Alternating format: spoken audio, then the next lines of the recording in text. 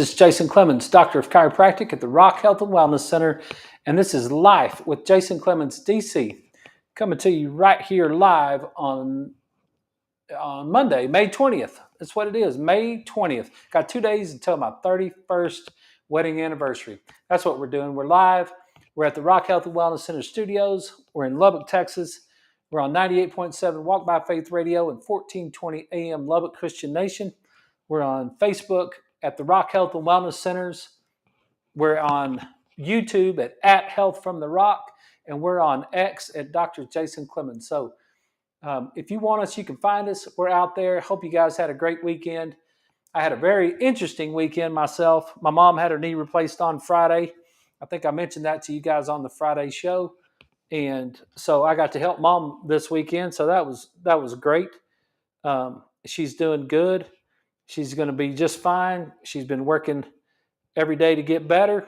So this is day 3. So we're good. This is the second time we've gone through this with her. She already had her other knee replaced. And so we're getting to do this twice. And so, yeah, there's some things we learned. The same things we learned from the first go around it's like, I got some comments about it, but I think I'll keep them a little bit longer. We'll let it play out a little bit more, and then we can kind of see, and then we can compare and contrast what we got on between the two of them. But I know some of you guys out there are going to get your knees replaced eventually, or your hips replaced, or whatever you're going to do, and there may be some things you want to do to prepare for that. There may be some things that you want to do to just to understand what the process is, and then what you want to do in the rehab of all of it. So just remember that joint degeneration is 2 things. And if no one else ever says it to you, maybe I'll be the only person, because I don't think I've had very many people in my life say it to me. There's 2 components. There's a chemistry component and there's an abnormal movement component. And that happens in every single joint that wears out. And people don't understand that. They just think my knee wore out because it just was moving wrong, or because I'm getting old. People don't really understand joint degeneration at all.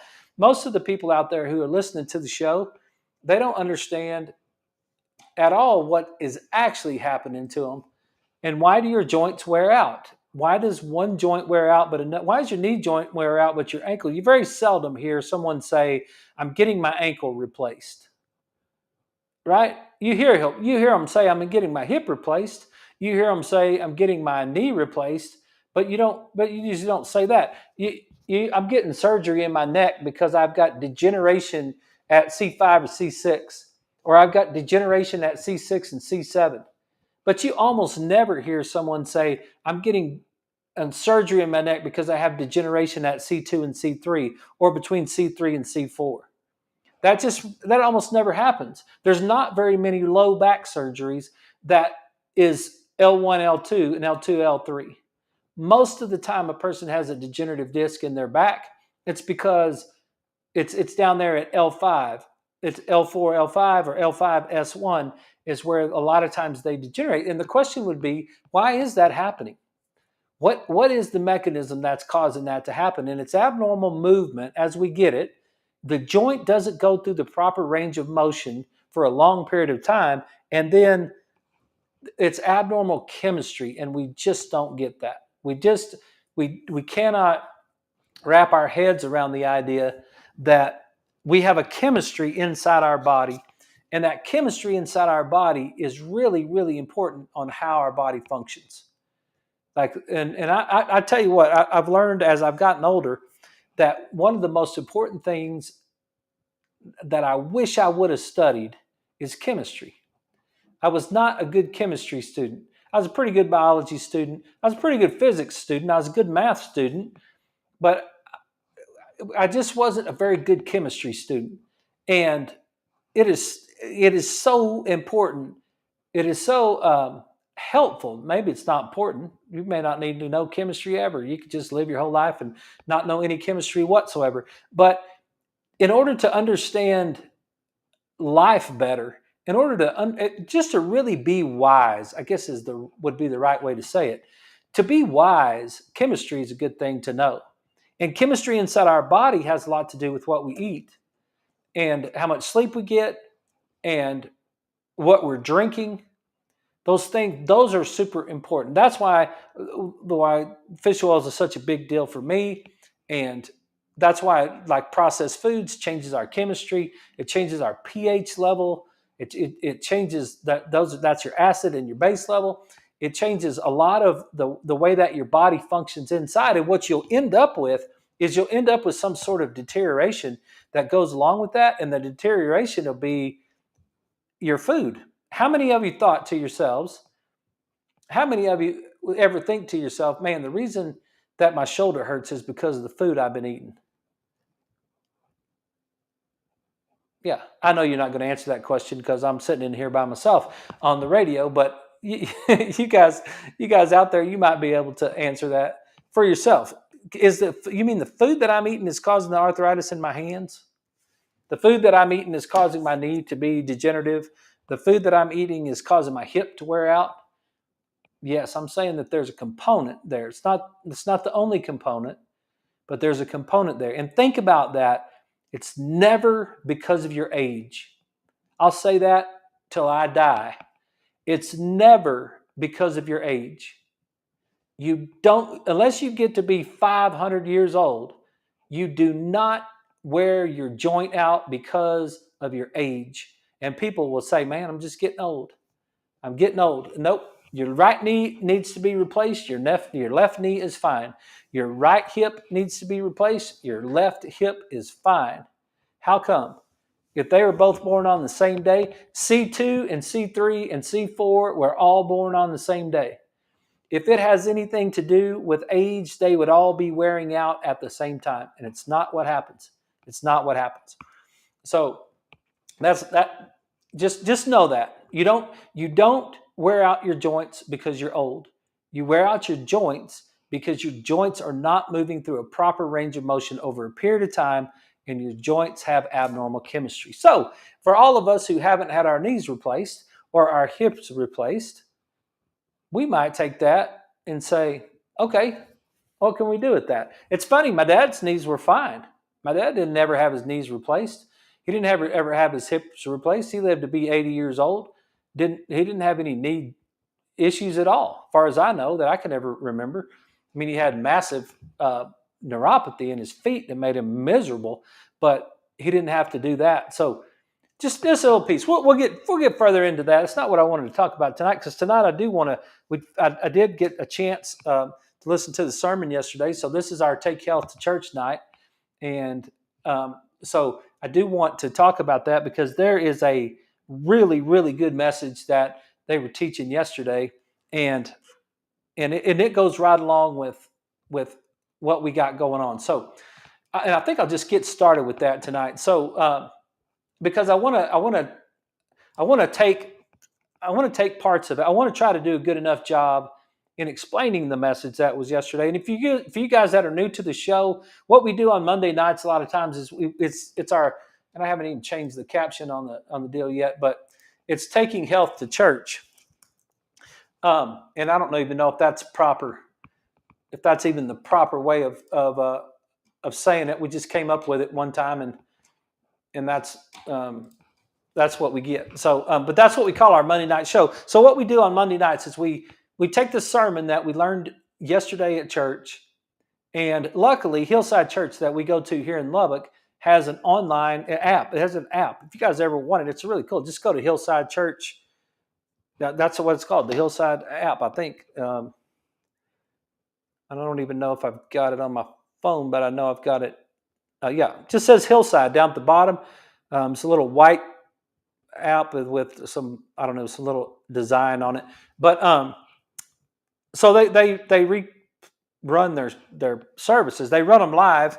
If you want to watch them live, you can watch them live, and then in the mornings on Sunday. And if you don't make it, you can come back in the afternoon, and they'll have it on there, and you can watch the whole thing. So that's what I did yesterday, because I was helping Mom, but and I didn't make it to church, but I did get to listen to the sermon, and I do think it's very cool, and it's totally related to health and wellness. And so let's get into it. We'll just talk about it, and then we'll work our way through it. I'm going to try something a little bit different tonight because I just got a new app. I got a new a Bible app, and I'm going to see if it will work right here. And it might not be the exact version. So I got into trouble on one of these Monday night shows not too long ago because I was trying to I used a different version of the Bible, and I started breaking it all down, and I couldn't even speak. It was so crazy. But this is what they've been going through. Is they've been going through some lessons on the stories Jesus told, and so they're being specific about those stories. And hey, all you guys that are just about to that don't listen to the show because of a religious belief or whatever, tell me the difference. Tell me the difference if I read this book, and it's Ian McGilchrist's book on the master and his emissary, and it breaks down the right and left brain. Tell me how that's any different from me reading my Bible and listening to what Jesus had to say. You may not believe in the whole story, and if you don't, we can maybe we could talk about it. But there's teachings in that Bible that I think are relevant, and I believe in the whole story. But you may not believe in the story, but it doesn't mean that we can't talk about the teachings, and that's what I'm wanting to do. That's what I want to do with this show. So. In Luke, he's talking about, this is Luke 14, verses 15 through 24. And it's basically the whole, you guys probably already know this, but let me just get there and I'll read it to you. And so,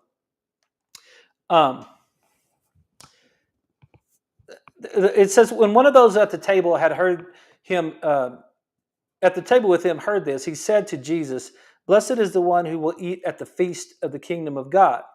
And Jesus replied, "A certain man was preparing a great banquet and invited many guests." So Jesus is telling this story right here. And he's talking about when this certain man was preparing a great banquet and he invited many guests. At the time of the banquet, he sent his servants to tell those who had been invited, "Come, for everything is now ready." But they all alike began to make excuses. The first said, "I have just bought a field, and I must go and see it. Please excuse me." And another said, "I have just bought 5 yoke of oxen, and I'm on my way to try them out. Please excuse me." Still another said, "I have just gotten married, so I can't come." The servant came back and reported this to the master. Then the owner of the house became angry and ordered his servants, "Go out quickly into the streets and alleys of the town and bring in the poor, the crippled, the blind, and the lame." "Sir," the servant said, "what you ordered has been done, but there is still room." Then the master told his servant, "Go out to the roads and the country lanes and compel them to come in, so that my house will be full. I tell you, not one of those who were invited will get a taste of my banquet." The cost of being a disciple. And so the story and what the guys said, they broke it down into 4 parts yesterday during the sermon. And they broke it down into the invitation, the rejection, the inclusion, and the exclusion. And the invitation it's kind of like a wedding invitation or a save the date. Someone sends out the save the date cards, and you say, "Yeah, I'm going to go to that." Or the graduation, right? Kids are graduating this week, and we're going to go to graduation. They send us a graduation announcement, and they're like, "Oh yeah, we get that in the mail." And I tell Leslie, "Yeah, we really need to go to that. That'd be really cool if we went to that." And then something happens, and then it's like, "Well, I can't make it. I got to do the radio show just tonight," or it's really inconvenient for us to make it, right? But we go through all those things, and we say that we want to go to the banquet, but we really don't. It's really not important to us. And what Mom and I talked about this weekend was what I've really come to understand as I've gotten older is that everybody is selfish, and that people live their life through their value system. The things that are most important to us are the things that we do. And the things that are not important to us, we don't do. And in this particular passage, Jesus is trying to say, look, basically what he's really trying to say is, I have invited you to heaven. I've told you how to get here. And no one comes to the Father except through me. And so he's sending out this invitation. And the pastor yesterday talked about when he got invited to um, the Broadmoor in Colorado Springs to do a wedding. And he was telling us about, I don't know if you guys have ever heard of the Broadmoor before, or you guys out there who have heard about it. It's a really fancy, high dollar hotel. Now, I've looked it up. I've got some patients who go to the Broad. I've never been there myself, but I've got some patients who spend a lot of time at the Broadmoor. So we've looked at staying there and all that sort of thing. It's really, really a fancy place. And so a wedding at the Broadmoor is probably going to cost a lot of money. And the pastor said he went there, he got flown there, all expenses paid. They stayed there, they did the wedding, and then on Sunday morning they had a brunch. And he said it was the most amazing brunch he'd ever been to. And then he said, can you imagine for just a second being invited into heaven? It's like, can you imagine for 1 second, if you think the Broadmoor is fancy, that's what he said. He's like, if you think the Broadmoor is fancy, can you imagine what it's like to be invited into heaven? And he said, their teaching yesterday was, you don't get to invite yourself. You have to be invited into heaven. And we are invited into heaven. And all of us are invited into heaven.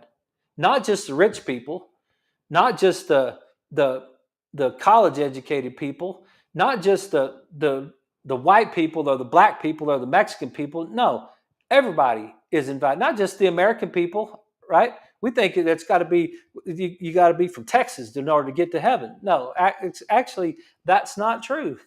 You can be from New Mexico and get to heaven too. All you Texas people that hate New Mexico, listen, there's going to be New Mexico people in heaven too. I promise you. They're all invited. They're going to be from Mexico and Canada. All that, they're coming too, right? They're invited. All the people are invited. And I was just thinking about how health works when I was listening to this passage yesterday. We are all invited into health. All of us are invited into great health.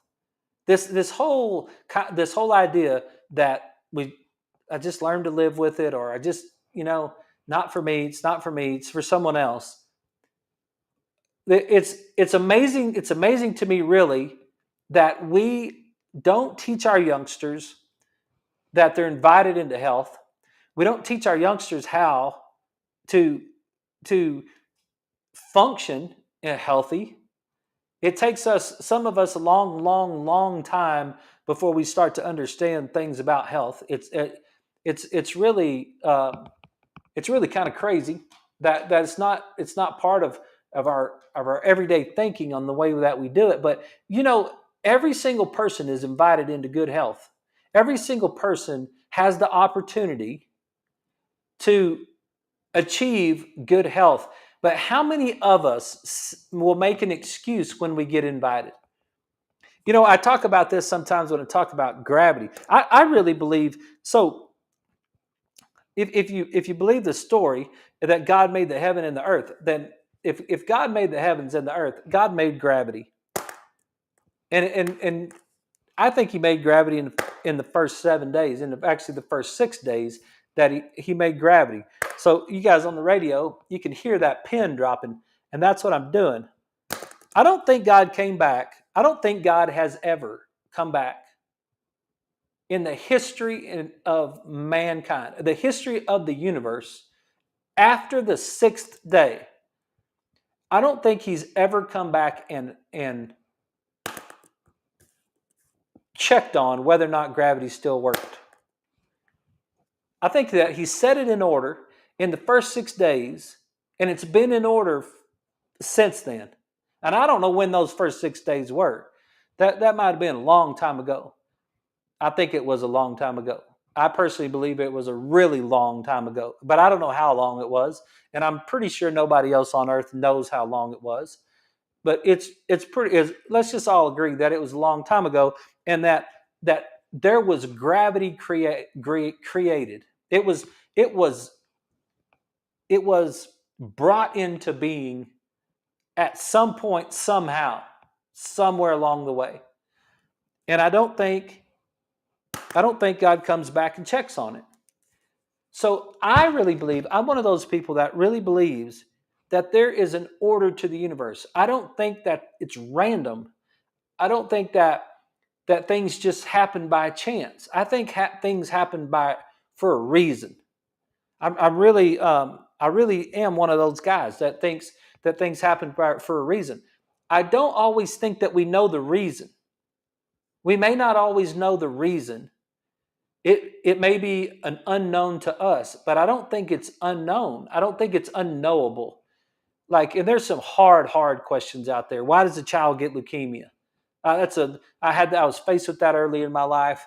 I looked it up when I was in chiropractic school. I was like, why? I don't know. I don't know the answer, but I know that there is an answer. Okay, and that's what I think that we are trying each day. We're striving each day to try to find the answers to health. We really want to try to do our best, but how many times do we say, when it comes to health, how many times do we say, well, I just bought 5 yoke of oxen and I'm on my way to try them out and I just don't have time for health today? Or, um, I've just bought a field and I must go and see it. Please excuse me. You know what? I just don't have. We have a ball. We have a baseball tournament this weekend. We got to travel to some place, and we have a baseball tournament this weekend. No, I had to go to a wedding in Houston. No, I was. You know what? I was in a. I had a seminar I had to go to in Las Vegas this weekend, and I just didn't have time I just didn't have time to make a healthy choice. No, you know what? I work till 7. So I just don't have a time. I don't have enough time to make a healthy choice. Well, I got to get the kids to school early in the morning, and we're too busy in the morning. Like, I don't know. The reason we have Pop Tarts is because we just don't have time to eat healthy breakfast.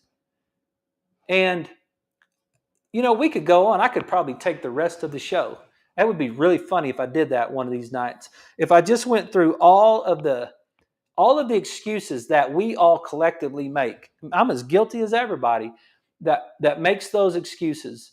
Why we didn't work out, why we didn't get to sleep on time, why we didn't choose to eat proper food, why we don't have a social life.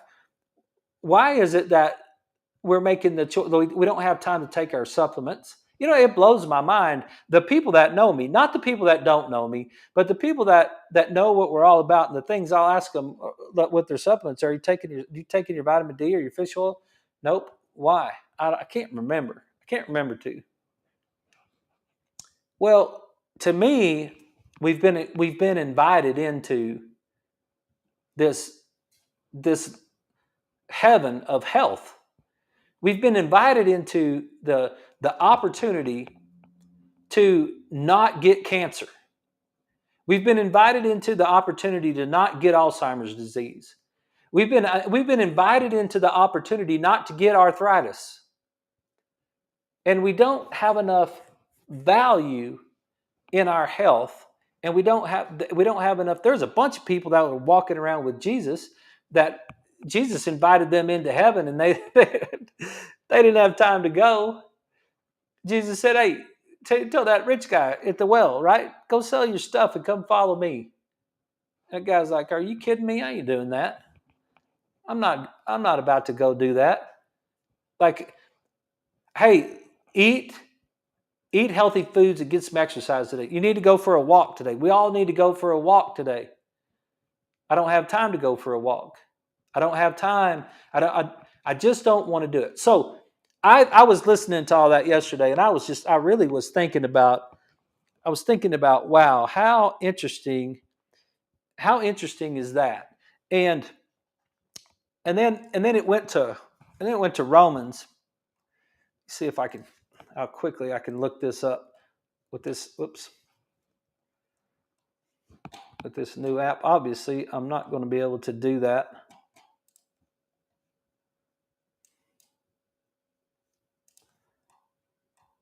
I'm not going to be able to do that very quick. I left my Bible. I didn't have my Bible with me, but I could do it on my phone. So it's Romans 1:20. I'll look it up right quick. I think we're about to go on a break anyway. Probably have to come back to this as soon as the break is over. This will get your attention right here. And it's I'm going to start back with verse 8. They were just going to read Romans 1 verse 20. And I said, no, I'll go back to verse 8 and read through that whole thing. And as soon as we get back, we'll save that for the other side of the break. This is Life with Jason Clemmons, DC. This is Monday, May 20th. And we'll be right back right after these messages.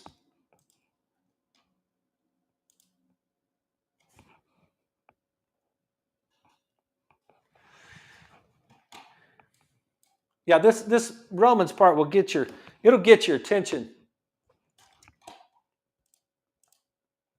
It'll get your attention. I'll start back right here. It says, this is Romans 1, verse 8. First, this is Paul longing to visit Rome. He said, first, I thank my God through Jesus Christ for all of you because your faith is being reported all over the world.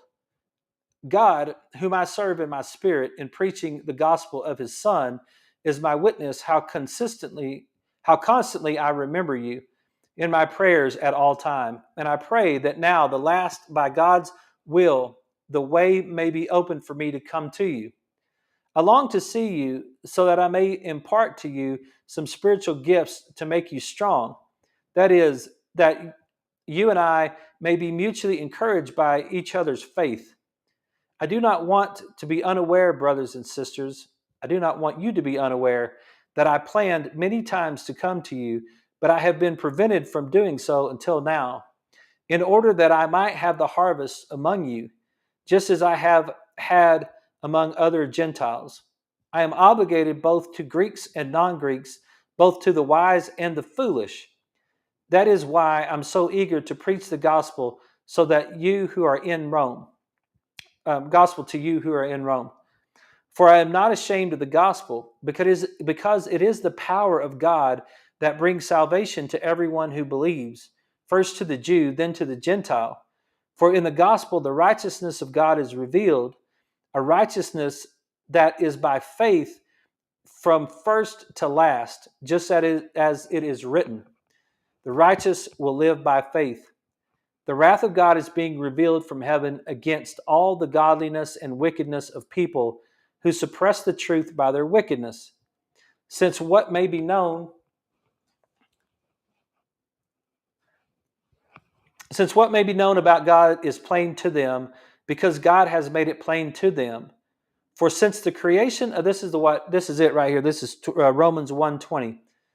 For since the creation of the world, God's invisible qualities, his internal power and divine nature have been clearly seen, being made understood from what has been made, so that people are without excuse. And that's one of the passages right there. And I'm going to read that again. Hey, everybody, we're back. This is Life with Jason Clemmons, DC. And we're talking about being invited to the party of health, being invited to the banquet of health. And we went to Romans 1, chapter 20.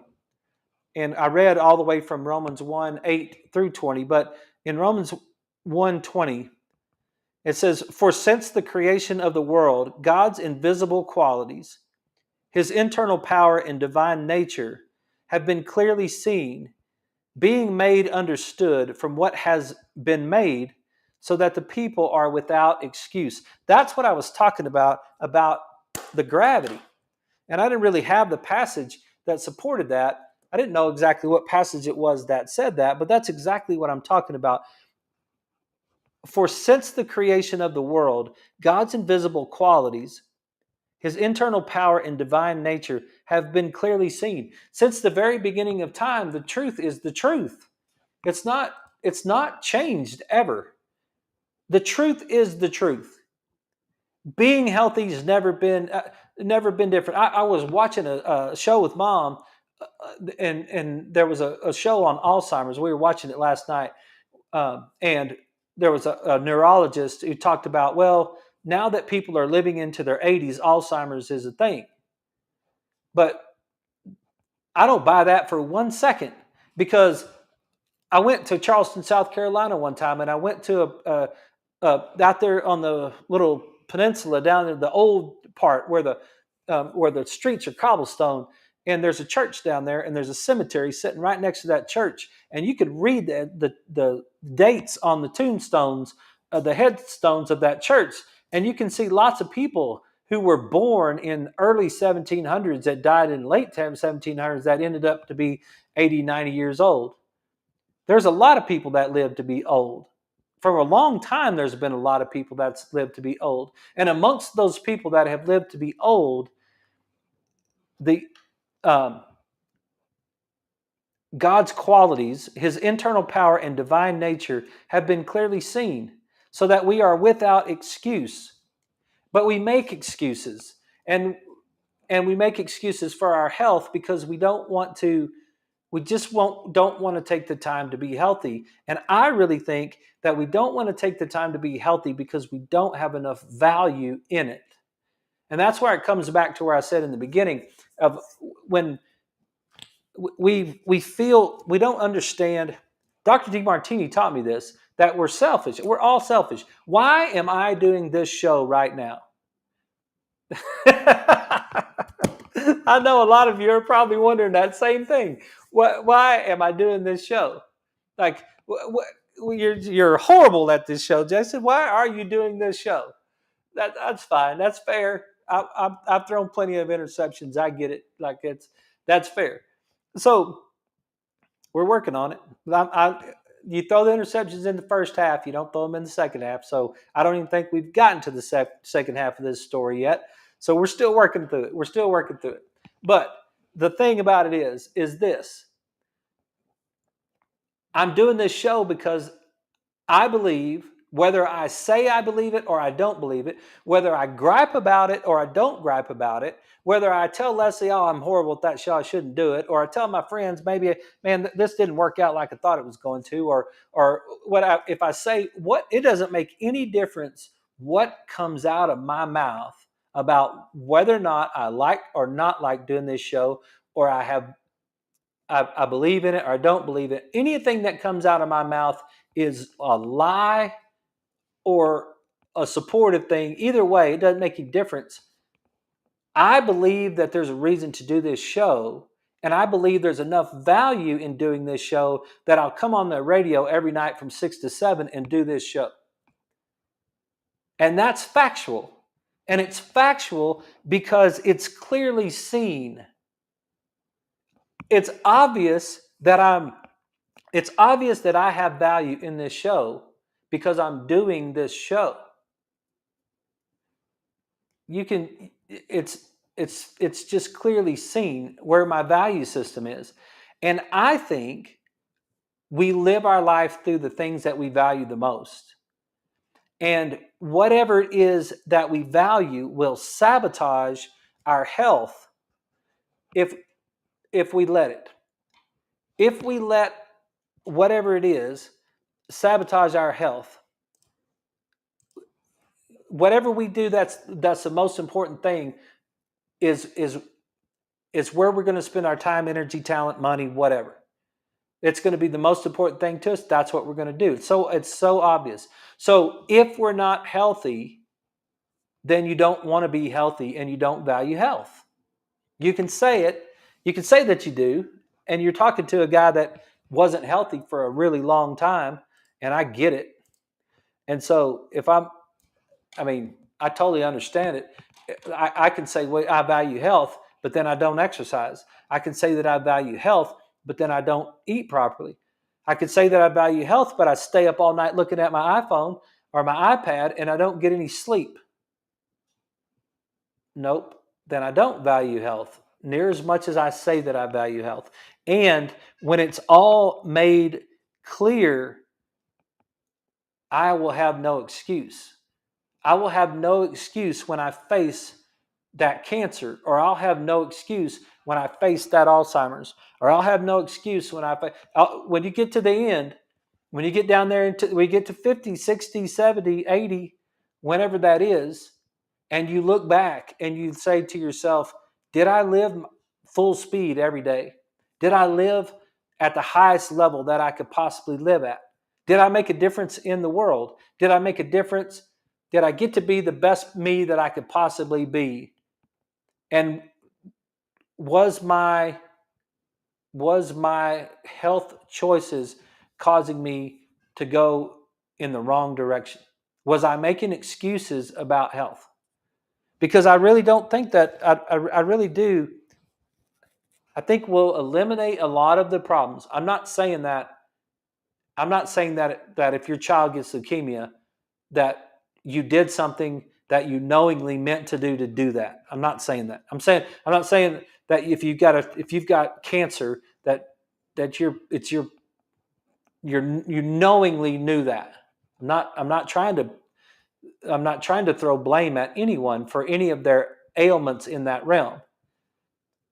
What I'm saying is that there are some things that we know increases your chances for cancer, like sugar is one of them. We know that. We know that sugar feeds cancer. We know that sugar changes your brain. We know that alcohol changes your brain. We know that alcohol changes your liver. We know that processed foods break you down. And it's not an opinion. It's just as much as gravity is. And we even if we did a lot of the right things, we still would have some issues. But there are things that we might be able to do to make things better. And number one in our world, you're talking to a chiropractor. So the number one in our world is to get adjusted. Get your nervous system clear of interference. And that is the foundational premise for, that's one of the main things that's important when you're talking about being healthy. Getting your inflammation down is crucial. And so how do we get our inflammation down? How do we keep our nervous system from having interference? Well, that I talk about physical, chemical, and mental emotional stresses. And before I get to that, I just want to finish with one more thing, because as far as what the message was, we can't put our spiritual life in neutral. We can't put our health in neutral. The pastor made the statement, we can't put our spiritual life in neutral. You're either going forward or you're going backward in your spiritual life. And I believe the same thing happens in our health life. We're either going forward or we're going backward. It's not a neutral decision. So every single thing that we do is either moving us towards health or it's moving us away from health. And if we step back away from health, and the next day we step back away from health, and the next day we step back away from health, we're eventually going to get to the point where we've lost our health. And man, I'm telling you that's one of the tragedies of life, is losing your health. Losing your health is I see it every single day. And I get to watch people who have lost their health, and it's a dangerous game to play. It is detrimental. It's detrimental beyond belief when you lose your health. I've got patients whose parents have cancer. I've just seen it with my dad. One of the shocking things, and it wasn't, it was really interesting to go back and look through pictures. I think I might have mentioned this before, like to go back and look through pictures of 4 years ago of my dad, and then go back and look at 8 years ago of my dad, and then go back and look at 15 years ago of my dad, and look at the gray in his hair and the look in his eye and and the skin color, and he's been dealing with illness for a long time. He dealt. I don't really even know if there's ever been a time that he was ever well. I think those the the arthritis hit him at 20 something years old, and the mental stress of that hit him at 20 something years old, and the decisions that followed moved him along the way. And I don't really know that I don't think the world really got to see the real Jim. I don't think they got to see the real Jim. And it's such a tragedy because he was a good dude. Like he had a lot of great qualities, but we didn't get to see all of what he could be because of the choices he made and the affliction that he had on him, and how it just he never was really healthy. And what could he have been had he been healthy? And what could you be if you were healthier? And what could your children be if you were healthier? And why are you making excuses? And why am I making excuses about not being healthier? And I know some of you guys are like, dude, you're talking to us and we're the only ones that listen to your show anyway. So tell us something health. I don't know. Maybe it's just a reminder for all of us that are probably watching the show tonight or listening to the show on the radio. You guys are already working on all this stuff. But we might have somebody new that's watching this show that just doesn't quite understand that they don't understand that we've been invited to the banquet of health, and it's out there in front of us about how it works. And when it's out there in front of you about how it works, you have no excuse not to be healthy. And if you're dealing with something that's keeping you down, then look at your value system and see what you value. And that's where, I mean, that's kind of how it all ties together right there. That's really all they got into the inclusion. It means we're all invited. And the exclusion is look, only those who are invited get to come. You can't invite yourself. But we've all been invited to good health. So let's take these last 10 minutes and let's just say, okay, we've been invited to good health. So what is it? What are some of the things we ought to do to get ourselves into good health? And if you guys have an answer and you want to send me a message, it's 806-794-0400. If you want to send me a message on Facebook, you can send it on Facebook. 806-794-04. No. The Rock Health and Wellness Center. Send me a message. Sorry, I was reading that text and trying to talk right there. We'll get lost in a lot of stuff out there, but it's fundamentally sound, the things that we can do. We need to move our feet. That came up about 3-4 times today, where we've got an issue, our brain's not working properly. What can we do to get our brain to work better? Move your feet. Move your feet. Get up and walk. And I was like, I asked one of my ladies, hey, have you gone for a walk today? She said, yeah, I've been walking up and down just in the hall in my house. And I'm like, where do you live? And she told me where she lives, and it's out on a ranch. And I'm like, nope, walk to the highway and back.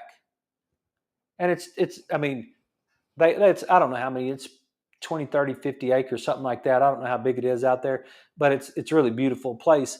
But the house sits up on the hill, then they got the road that comes down and comes to the highway. I was like, no, walk down to the road and walk back. Get some movement in your feet. Get your body to drive your brain.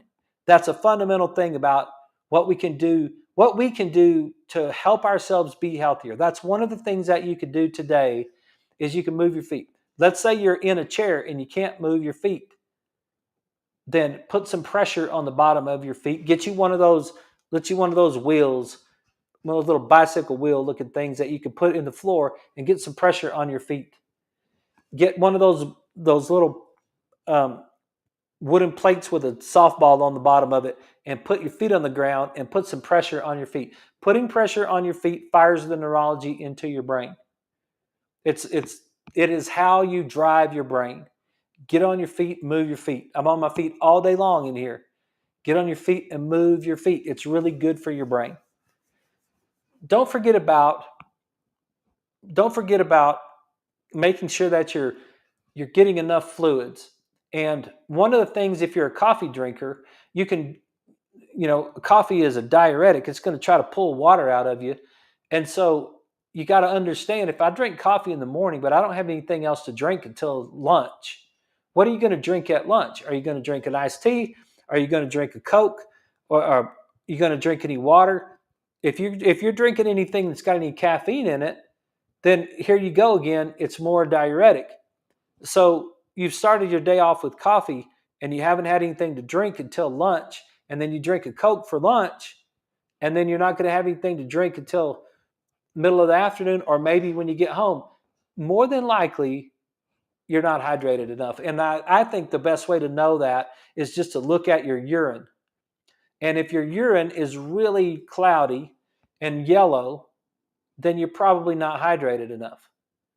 It's as simple as that. Don't do any math. I don't think the math holds up. Maybe it does for a couple of you, but for the majority of people, taking your body weight, dividing it by ounces, multiplying it by 2, whatever, come up with how many ounces you're supposed to drink. I don't think that is the best way to do it. I think you could just look at your urine. Is your urine cloudy? Are you getting, if it is, you're not hydrated enough. So we want to walk and we want to stay hydrated, and we want to start our day off eating some protein. Now this is really interesting because I've got a meeting tomorrow, a nutritional consultation with a guy that is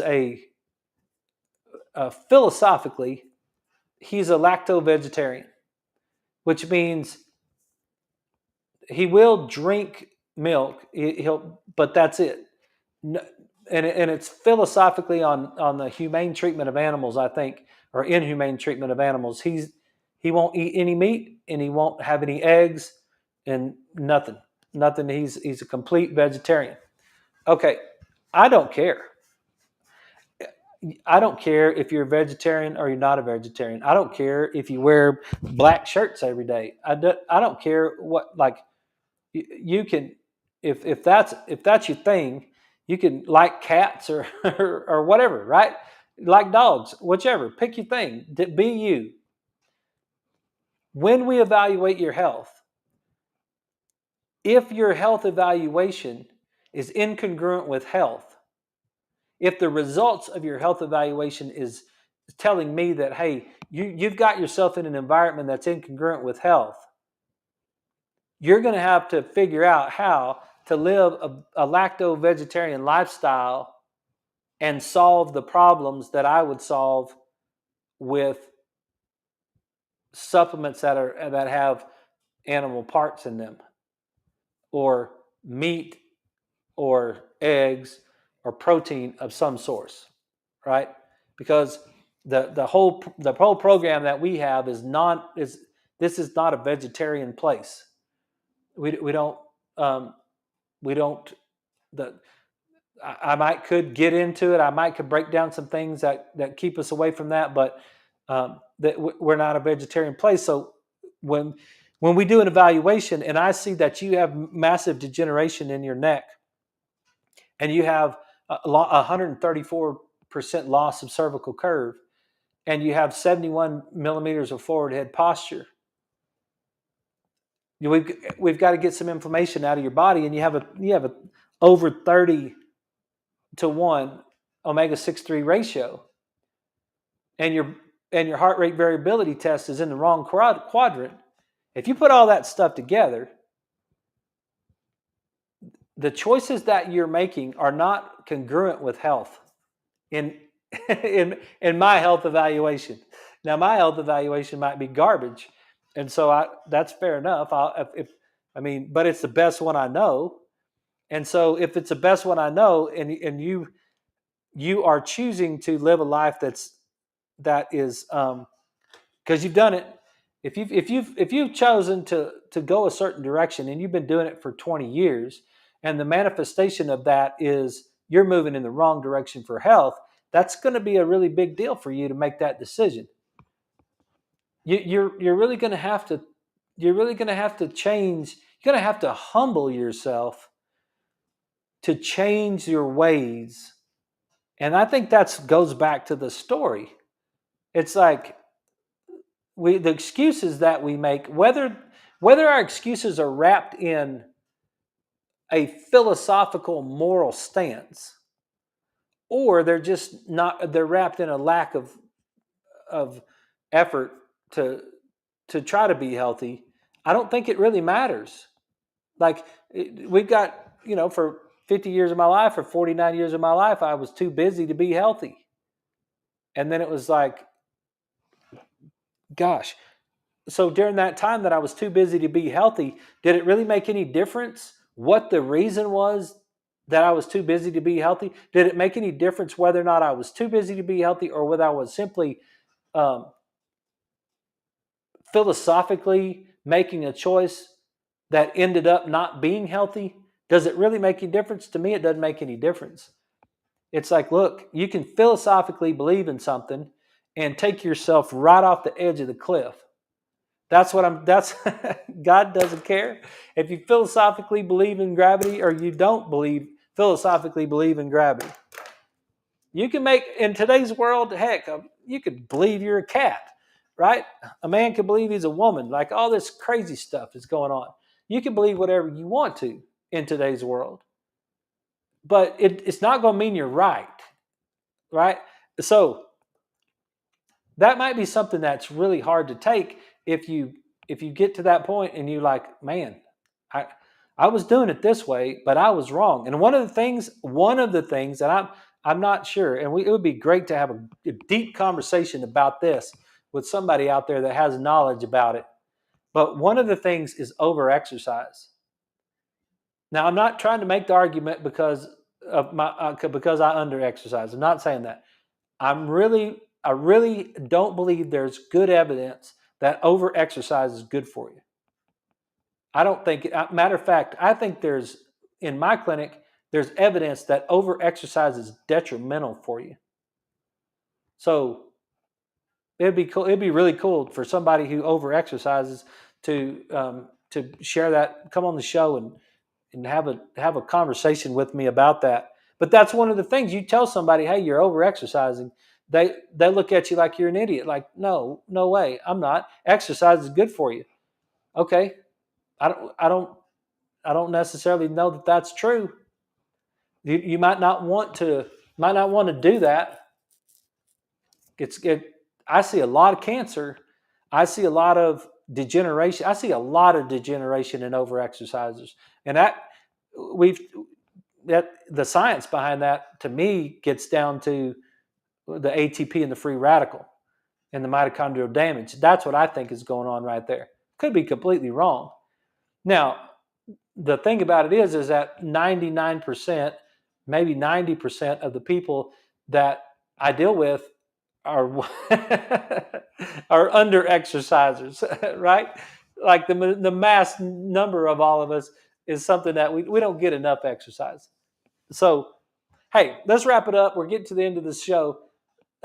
Let's just say this. You're invited to the banquet of health. And it's clear and plain what the rules are to a lot of it. Not to all of it, but to a lot of it. And you can make yourself healthier if you just stop making excuses about why you're not healthy. That is the message of the show tonight. So maybe somebody got something out of that. I hope so. We'll be back tomorrow night at 6. That's my value system. That's where we'll be. And if you got something you want to talk about, send me a message. I'll be glad to try to work out a show for you. And otherwise, you guys have a great night. We'll see you tomorrow night at 6. Thanks for watching the show.